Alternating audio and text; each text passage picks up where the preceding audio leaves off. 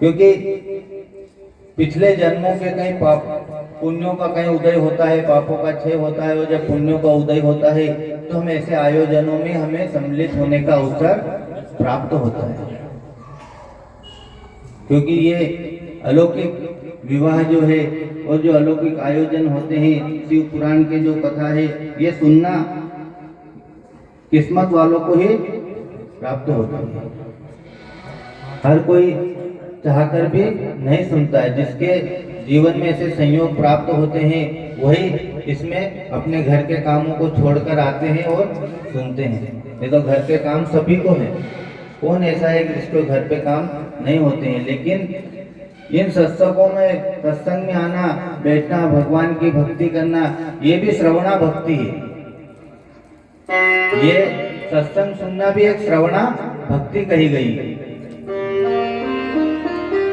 क्योंकि भक्ति 3 प्रकार की बताई गई है।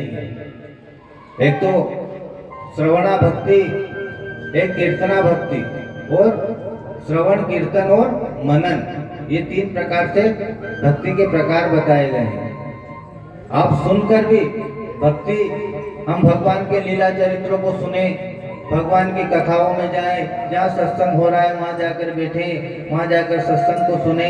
अब सत्संग तो ऐसे क्या है, घरों में, टीवियों में भी आते हैं, लेकिन उसका पुण्य फल हमें नहीं मिल पाता है। क्योंकि हम वहाँ कहीं पांडाल में कथा में जाते हैं और जो नियम से हम बैठते हैं, वहाँ जाएंगे तो बैठेंगे, बैठकर ध्यान से पूर्वक हम कथा सुनेंगे, तो वो सुनेंगे तो हमारा मन कहीं ना कहीं भगवान के प्रति भक्ति हमारी बढ़ती है। उनके लीला चरित्रों को हम सुनते हैं तो हमारा ध्यान उनकी ओर आकर्षित होता है।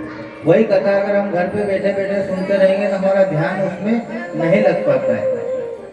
टीवी में कथा चल रही है, कोई आ गया तो हम उससे बात करने लगे, किसी ने कुछ बुला लिया तो वहाँ उठ के चले गए, कथा तो वहाँ चल ही रही है।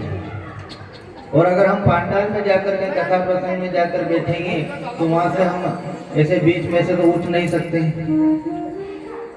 और वहाँ हमारा मन उसमें लगेगा। तो ये प्रकार की भक्ति होती है, श्रवणा भक्ति। सुनकर भगवान के लीला चरित्रों को बार बार सुनना, बार बार भगवान के लीला चरित्रों को। ऐसा नहीं कि एक बार कथा सुन ले तो बस एक बार सुन लिया, दूसरी बार सुनने की क्या आवश्यकता है। लेकिन भगवान के लीला चरित्रों को आप जितनी बार सुनोगे उतना बार कुछ ना कुछ नयापन आपको उसमें मिलता है। हर बार आपको, क्योंकि कथा सुनना और उसका मनन करना। कथा सुनकर आप गए, कथा पांडाल में आए, हमने कथा सुनी और वापस कल घर जाते जाते उस कथा को भूल गए, तो ऐसा भी हमें नहीं करना है। लोग कहते हैं ना, पल्लो झाड़ कथा, उठा टाइम पे कपड़ा झाड़ लो, गए ऐसे नहीं, साथ में चली जाए। तो ऐसा भी हमें नहीं करना है। कथा सुनना है और कथा प्रसंगों को फिर मनन भी करना है, उनको याद रखना है। वापस शाम को जब बैठे तो उस चीजों को याद करें कि हमने आज दिन में कथा में क्या सुना था, कौन कौन से प्रसंग आए थे, उन प्रसंगों में क्या भगवान के लीला चरित्रों के बारे में बताया गया था।